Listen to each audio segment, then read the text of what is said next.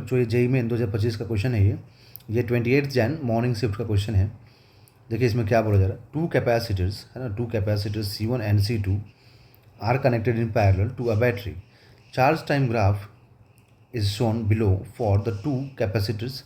बोला गया कि यहाँ पर दो कैपेसिटर C1 C2 जो कि पैरेलल में कनेक्टेड है बैटरी के थ्रू।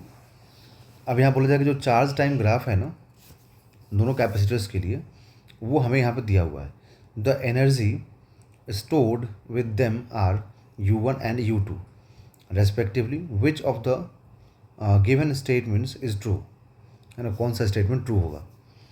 तो देखिए यहाँ पे चार्ज टाइम ग्राफ में देखेंगे आप तो चार्ज किसके लिए ज़्यादा है,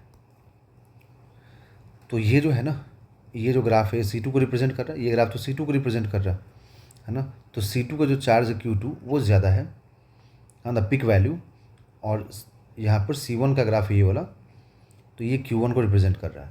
इसका मतलब ग्राफ देख के हमें तो क्लियर दिख रहा है कि ये Q2 ज़्यादा है ना Q1 के रिस्पेक्ट में। तो हम लोग क्या बोलेंगे, Q2 is more than Q1 है ना।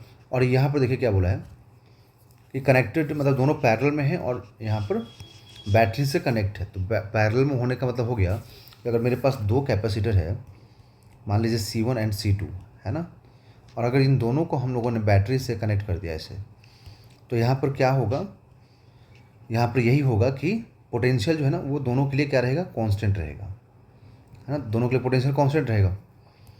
और यहाँ पर क्लियर ग्राफ से हमें दिखा कि Q2 is greater than Q1, तो हम लोग क्या बोलेंगे कि Q is equal to CV के अकॉर्डिंग अगर यहाँ पर पोटेंशियल कांस्टेंट है तो इसका मतलब Q directly proportional to C हो गया।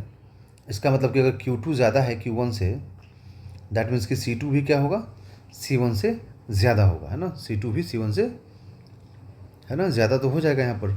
तो अब अगर हम लोग एनर्जी का फॉर्मूला देखें तो अकॉर्डिंग टू एनर्जी का फॉर्मूला क्या होता है, अगर यहाँ पे देखो एनर्जी का फॉर्मूला हाफ CV² भी होता है और एनर्जी का फॉर्मूला Q²/2C भी होता है। बट यहाँ पे चार्ज भी वेरिएबल है, ये भी वेरिएबल है और C भी वेरिएबल है, तो इसको यूज़ करना ठीक नहीं होगा। यूज़ करने से इसको भी आंसर आ जाएगा, मैं ये नहीं बोल रहा हूँ कि आंसर नहीं आएगा, बट इसको यूज़ करना ठीक नहीं होगा। इससे बेटर होगा कि आप ऐसा फॉर्मूला यूज़ करें जिसमें एक क्वांटिटी कांस्टेंट हो। तो मैं यहाँ पे हाफ CV² फॉर्मूला यूज़ करूँगा जिसमें ये जो क्वांटिटी है ना V, ये कांस्टेंट है। कांस्टेंट क्यों है, क्योंकि दोनों के क्रॉस पोटेंशियल सेम है, बिकॉज पैरेलल में कनेक्टेड है।